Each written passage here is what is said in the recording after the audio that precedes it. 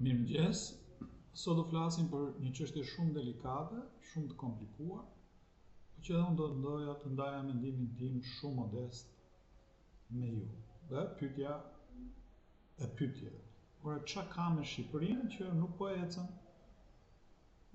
Tranzituam, ikëm socializmit, stalinist, edhe po jemi në demokraci, themi, jemi në kapitalizëm, pse nuk po funksionon që të përkthehet në cilësi të mirë jetese, standarde të larta, dignitet dhe kështu me radhë për qytetarët, familje. Partitë e mëdha, Partia Demokratike dhe Partia Socialiste, na thonë që e kanë fajin kundërshtarët. Pra, për Partinë Demokratike ka fajin Partia Socialiste në qeverisje, por edhe në opozit, gjithashtu edhe për Partinë Socialiste ka fajin Partia Demokratike, edhe në rastin kur ajo ka qenë qeverisje, por veçanërisht në këto 12 vjet e fundit fajin e ka edhe kur është në opozit. Dhe këtu erdhen partitë e reja, të cilat na thonë një gjë më të zgjuar se kaq. Na thonë që e ka fajin partitë e vjetra. Me demek, po të ikin partitë e vjetra, Shqipëria do përmirësohet. Unë nuk doja të zgjatej sa shumë me këtë analizë mbi partitë e vogla, partitë e mëdha, partitë e reja apo partitë e vjetra, se ndoshta do flasim një herë tjetër, por unë do them kush është themeli i problematikave të Shqipërisë sipas meje. Themeli i problematikave të Shqipërisë janë 3 ligjet kryesore mbi tokën. Së pari është ligji 7501 për tokën bujqësore. Ligji lashti 1992. Ligji i cili e merr tokën sikur të jetë e shtetit, megjithëse ajo ka pas pronar legjitim të mëparshëm dhe ja shpërndan atij që e përdor. Toka atij që e punon. Kështu ishte filozofia dhe thelbi i asaj reforme ishte që të prodhohet, nëse vjen pronari nga qyteti, nuk mund të prodhojë. Prodhojnë ata që banojnë atje, pra tokan atij që e punon. Kjo ishte filozofia.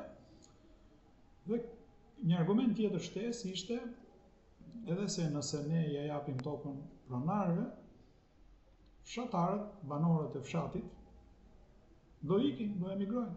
Në fakt koha tregoi që megjithëse u dha atyre që e kishin në përdorim, pra fshatarëve të kooperativave, rreth 1 milion, më shumë se 1 milion banor rural të fshatit, ikën o në qytet, o në një rajon tjetër, o jashtë shtetit fare. Çka rrëzoi këtë tezë? Teza tjetër ishte sepse është një tokë bujqësore dhe ne na duhet që ta punojmë, të fitojmë ose të prodhojmë, që të mbulojmë nevojat e vendit. Mirë, po ka kaluar 33 vjet. 33 vjet. Pas 33 vjetësh çfarë po ndodh? Po ndodh, çfarë po shohim? Po shohim që toka nuk punohet masivisht. Nëse e kanë marrë si tokë bujqësore për ta punuar dhe nuk e punojnë, ka një gjë që nuk shkon këtu. Nuk qëndron më. I bie morali i ligjit ose arsyes, argumentit pse u shpërnda kështu. E dyta, po shohim investime të jashtëzakonshme, publike dhe private, që ja ndrojnë destinacionin nga një tokë bujqësore në një tokë të përdorimeve të tjera, po përgjithsisht për zhvillim, tokë e përshtatur për zhvillim, i quajmë ne urbanistët. Dhe çfarë ndodh? Ndodh që populli shqiptar ose shoqëria shqiptare duhet të paguajë 2 herë për këtë tokë, ose për shpenzimin e saj, ose për blerjen e saj. Së pari duhet të paguajë pronarin legjitim, sepse ligji 7501 nën kupton që pronari legjitim i merret tokën, ose më saktë nuk u kthehet toka, por se duhet të dëm shpërblehet me para publike, patjetër. Dhe së dyti, pronarin që ja ka dhënë ligji 7501. Pra nëse ndërtohet një rrugë, nëse ndërtohet një vepër publike, dhe shpronsohet për ta shkëlqyer interes publik, duhet shpronsuar ky pronari i ri i krijuar me ligjin 7501. A është normale kjo? E para një pse duhet paguaj populli shqiptar, populli më i varfër në Europë, për shpronsimin e një prone 2 herë, vetëm sepse kështu pas ka vendosur politika.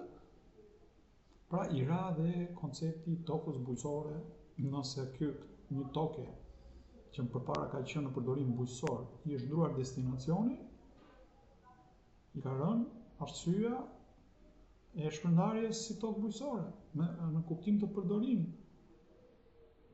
Një ligj tjetër që gjithashtu është problematik dhe duhet të ripar pas 32 vjetësh, sepse ky është një ligj i vitit 92, ligji 7652 për privatizimin e stokut të banesave, të cilën e lidh në mënyrë pashmangshme ndërtesën apartamentet e cilave u privatizuan në përfitim të përdoruesve të asaj banese, sepse si pronësi ishte pronësi shtetërore, me tokën në të cilën zë kjo ndërtesë. Nuk ka asnjë kuptim, nuk ka asnjë lidhje. Është një filozofi, quhet filozofia e Napoleonit, por Napoleoni ka 200 vjet, bota ka ecur. Bota ka të drejtat e zhvillimit i ka ndarë, ose të drejtat e përdorimit i ka ndarë në shumë element. Jo vetëm të ndash tokën nga ndërtesa, por edhe tokën dhe ndërtesën, ose të drejtat e shfrytëzimit, përdorimit të saj, më t'i ndash në element dhe mund t'i shesësh ose mund t'i japësh me qira vetëm një element, jo të gjithë. Për këtë nuk do zgjatemi shumë, por gjithsesi e para njështë kishte asnjë kuptim lidhje e tokës. Toka mund t'i jepej pronarit legjitim, ndërtesa sipas apartamenteve, dhe çfarë ndodhte në një moment rizhvillimi që Shqipëria ka hyrë prekosh tashmë, përfitonte edhe pronari i tokës. Dhe ndërtesa që ndërtohej përfitonin investitorin që kishte bërë investimin, dhe përfitonin pronarët e apartamenteve dhe pronari i tokës për veten e vet. S'kishte pse i linim një bar kaq të madh shoqërisë që s'ka për të paguar asnjëherë, ose ka për të paguar, se ne themi korrupsioni, por korrupsioni nuk lind kot, lind tek pushteti që pas ka qeverisja dhe administrata për të prioritizuar njërin apo tjetrin, sepse nëse ke para në një sasi të vogël dhe duhet të dëmë shpërblesh me sasira të mëdha, patjetër ti do përzgjedhësh ku do t'i japësh ato pak para që ke në dispozicion. Nuk bën kuptim. Prandaj ka kohë edhe për këtë ligj të rishikohet.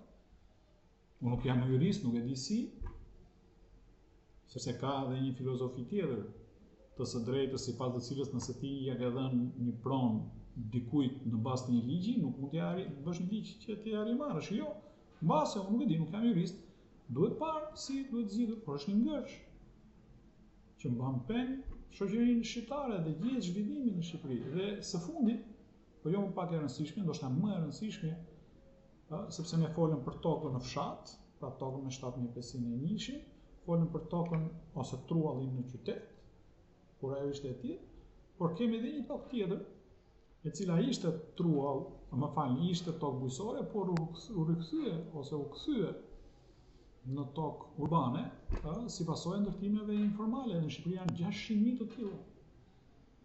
Shumë prej tyre janë në zonat eksaktësisht në gjendje natyrore ose në gjendje bujqësore të mëparshme, të kthyer në tokë urbane, sepse po u zhvillua, po u ndërtua, ajo është kthyer praktikisht në tokë urbane.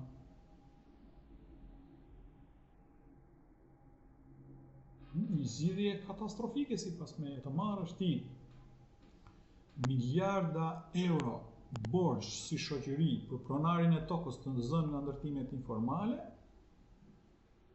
kur toka informale, ndërtesa informale mund t'i jepej pronarit që kishte ndërtuar në informale, kurse toka t'i jepej pronarit të tokës, që kishte trashëguar, dhe ata i gjejnë vetë në një marrëdhënie totalisht tjetër, të tregut të lirë, që si e zgjidhin, e marrin me qira, e shesin, e rizhvillojnë, ku fitojnë të dyja palët njësoj si me rastin e tokës urbane, sepse tashmë është urbane. Po pse duhet të mbajë shoqëria gjithë këto borxhe për shpronësime të panevojshme?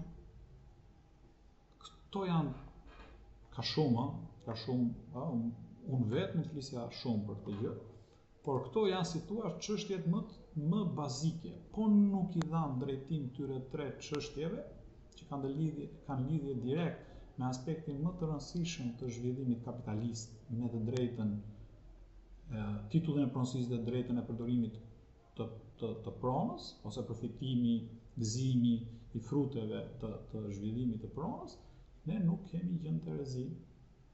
Kapitalizmi nuk mund të vinë në Shqipëri nëse nuk zgjidhen këto 3 çështje një herë mirë dhe moralshëm. Sigurisht në kontekstin e sotëm, sepse ka kaluar 33 vjet. Këtu e mbyllim, shihemi një herë tjetër. Faleminderit.